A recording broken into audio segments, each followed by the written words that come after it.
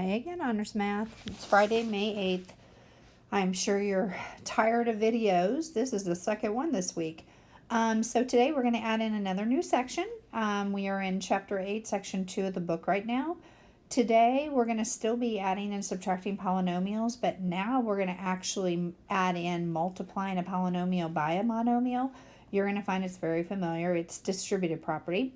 The only difference is we've got to add in our exponent rules. So before we start this, I really suggest that you stop the video right now and go read pages 472 to 474, just so you have an introduction to it before I teach it.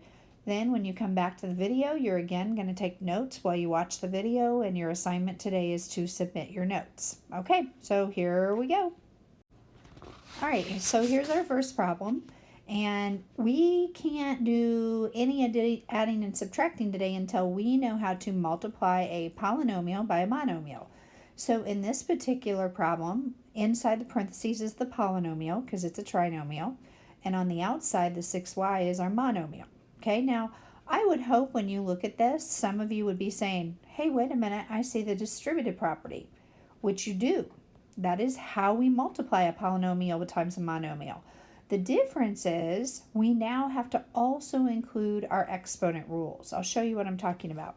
So if I do the distributive property here, okay, I've got to take 6y times 4y squared. Okay, well, I would hope we all know 6 times 4 is 24, but you've got to go back to your exponent rules and say to yourself, what is y times y to the second? Well, imagine there's a 1 on that y, right? So when we multiply exponents, we learned we actually add the exponents. So y to the first times y to the second is y to the third. So again, 6y times 4y squared. We multiply the coefficient. 6 times 4 is 24. And then the y to the first times the y to the second, we actually add the exponents. It's y to the third. Okay? So now we're going to take the 6y times the negative 9y. Again, we multiply the coefficient. 6 times negative 9 is negative 54. And then if I have a y times a y, okay, well again, that's got an imaginary 1 on it. So y times y, we add the exponents, that's y squared. Whoa, y squared, I don't know what that was. Okay, let's try that again, y squared, okay? And then lastly, we're going to take 6y times negative 7. So again, multiply the coefficients. 6 times 7 is negative 42.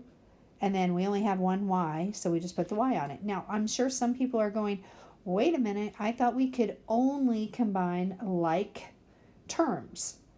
That's in addition subtraction. In multiplication, we can actually put things together that are not alike because we actually combine the exponents. Okay, so I'm going to pause the video for a real quick second and write another problem, and I'm going to have you try it. Okay, so here's problem number 2. 4x squared times 2x minus 3xy minus 9.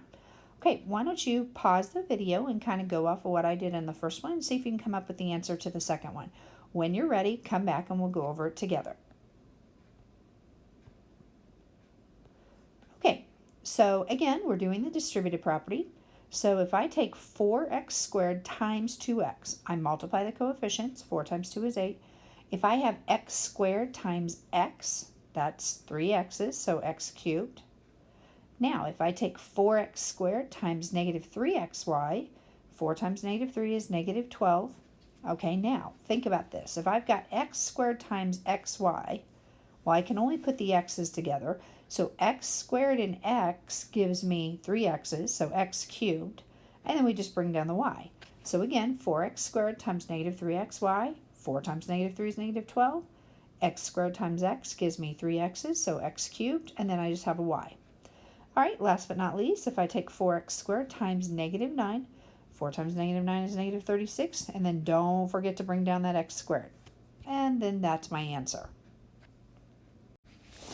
Okay, so here we go. Now what we're going to do is we're going to combine everything we've learned in the first 2 sections of Chapter 8. Adding and subtracting polynomials and multiplying polynomials by monomials. Okay, so first of all, let me just tell you in this problem, these are t's, okay? So when I put a little hook on my t, so it doesn't confuse it with an actual x, so I need to put that little hook there. Okay, so I will tell you, first thing, as always, multiplying a polynomial times a monomial, we're technically doing distributive property. So of course we're going to do the distributive property first, which when we do the distributive property, that takes care of the monomial times the polynomial. Well, this first one should be easy because it's just a 3 on the outside. So 3 times 2t squared is 6t squared. 3 times negative 4t is negative 12t. And then 3 times negative 15 is negative 45. Now, what I'm going to do is I'm going to leave that in parentheses because in a minute we're going to do adding and subtracting polynomials here. Okay, so in the second section of the problem, I'm going to multiply, that's a positive 6t times a positive 5t. So that gives me a positive 30t squared. So I'm going to put plus 30t squared. Okay, and then I have positive 6t times a positive 2. That gives me a positive 12t. Now, if you want, you can do this, put the parentheses around it so it looks like our last section. So now what we're going to do is we are going to add and subtract our polynomials, just like we did in the last section. Okay, so if I look in the first parentheses, I've got a 6t squared, and over here in the second parentheses, I have a 30t squared. We need to remember to pick up the addition. So if we have 6t squared plus 30t squared, that's 36t squared. Okay, if I look in my first parentheses, I've got a negative 12t, and in the second parentheses, I have a positive 12t, and again, I got to pick up my plus. So if I take negative 12t and I add positive 12t, think about that. That's gone. That means we do not put a t in the answer. It's not plus 0t, it's not plus t. The t's are gone completely, okay? Now, we got to look carefully here. You got to notice we still have this negative 45. Now, in the second parentheses, do we have any constants? No. So I need to remember that this needs to be part of my answer. So my answer to this problem is 36t squared minus 45. Done. All right, so technically we are done with the new material in this section. So what I'm going to have you do is do a few practice problems. So here we go. So here is the first one. I want you to multiply these together. Okay, when you're ready, I will go over it and we'll check it together. All right, so again, technically multiplying a polynomial by a monomial is technically just distributive property. So if I take 6g squared times 3g cubed, 6 times 3 is 18, and then g squared times g cubed, add them together, that's g to the 5th. Okay, so now if I take 6g squared times 4g squared, 6 times 4 is positive 24. Make sure you put your operation. And then g squared times g squared, there's 4 of them, so g to the 4th. Okay, now I've got 6g squared times 10g. 6 times 10 is positive 60. G squared times, this is just 1g, so that's 3g, so g cubed. And then last but not least, we have 6g squared times negative 1. That is negative 6g squared.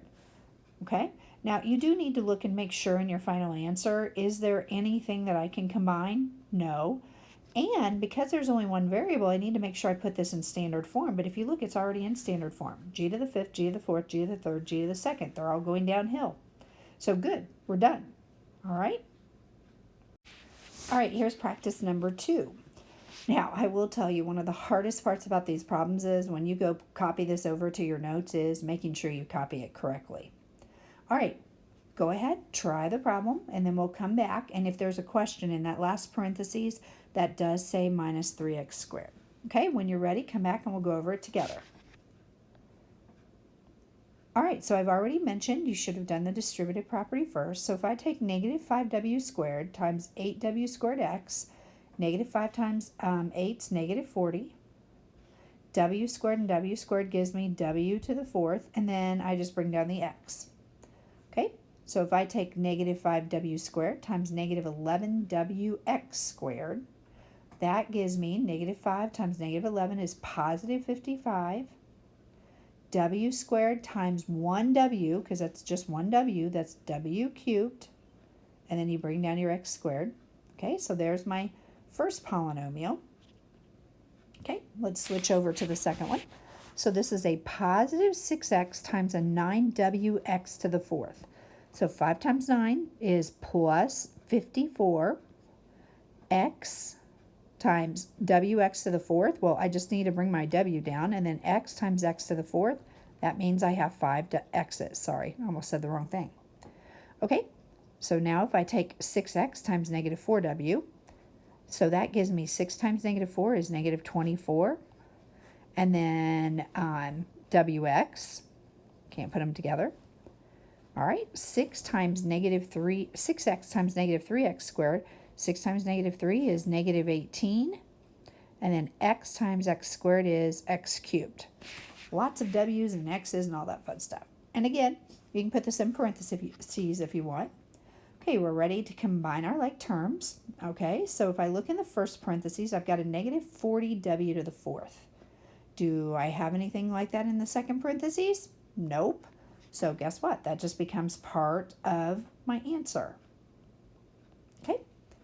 Really got to be careful of not leaving anything out now. Okay? So in the first parentheses, I've got a 55w cubed x cubed. Do I have anything like that in the second parentheses? Nope. So I'm just going to bring down plus 55w cubed x squared. Now I can't forget all this stuff over on the right, and it's a plus in between. So what I have to do is I just got to bring all of it down. So I've got to bring down plus 54wx to the fifth. I have to bring down a minus 24wx. And then I have to bring down a negative 18x cubed. Whoops, sorry about that. So this was a kind of unique problem. It was unique because there was nothing that we could actually combine. Now, that doesn't happen very often, but it did. So that's an ugly answer, but there's absolutely nothing we can do to it.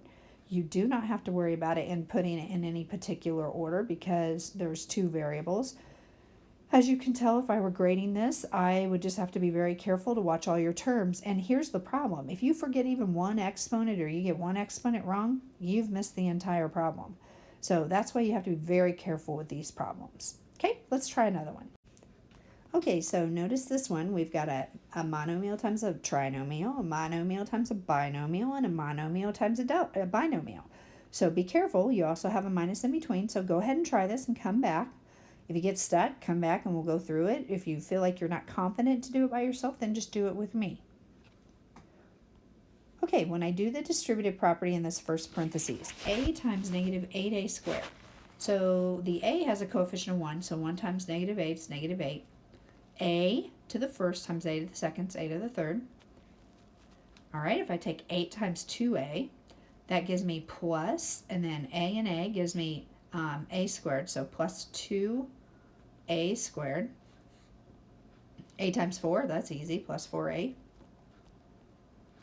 All right, and again, if you want to put parentheses, you can. Okay, so now I have in the second set, I have negative 3 times 6a squared. So negative 3 times 6 is negative 18, and then a squared. And then don't forget the negative on the 3 times negative 4 gives me positive 12. 12. Not exactly sure why I wrote 14. Okay, 12. Now, if you want, well, actually, no. I'm going to tell you, do not put parentheses around this. So let me show you what I'm talking about. Do not do this. And here's why you don't want to do that. So when we go to combine the polynomials, if you did that, that makes it look like that minus in between those two polynomials actually goes with, you would actually put it with the 18a squared and the 12, and we don't. It only goes with the 18a squared. So this time I'm actually going to tell you, do not put those parentheses in there, okay? All right, so now my problem almost disappeared on me. So let's do the last one. So I have positive 5 times a cubed, so plus 5a cubed. All right, and then plus 5 times negative a, that's a negative 1a, so that's negative 5a. Okay, so you see how I have the parentheses around the first trinomial? You can have it there, you don't have to have it there. So here's what I could do. I could just get rid of, if it lets me. It's not going to let me, of course. Okay, if I wanted to, I could get rid of those red parentheses if I wanted to, okay? So here we go. We're ready to combine all like terms. And again, you want to underline, keep track of where you're at. So I have a negative 8a cubed. Do I have any other a cubes? Yes, over here, plus 5a cubed. So negative 8a cubed plus 5a cubed, that gives me negative 3a cubed. Okay, go on to the second term. 2a squared. Do I have any other a squareds? Yes, I have a negative 18a squared. So 2a squared minus 18a squared gives me negative 16a squared. Okay, next, 4a. Do I have an a? Yep, negative 5a. 4a minus 5a gives me negative 1a, or just negative a. Okay, now be careful here, because if you don't keep looking and you don't underline stuff, look what you're going to miss. You're going to miss there's a constant over here. I need to put down that plus 12. Even though there's nothing to combine with it, I got to have it down. Okay, so my answer to this problem in standard form is exactly what it is, because look at the exponents, and there's only one variable, 3, 2, 1, 0. So my final answer to this problem is negative 3a squared minus 16a squared minus a plus 12. Okay, we're going to say done for today, so make sure you submit your notes for today. And then next week, we've only got a couple of days, and we may practice this and add another section, or we just may say we're done and we'll just practice for a couple of days. All right, have a great day, everybody, and don't forget to submit these notes.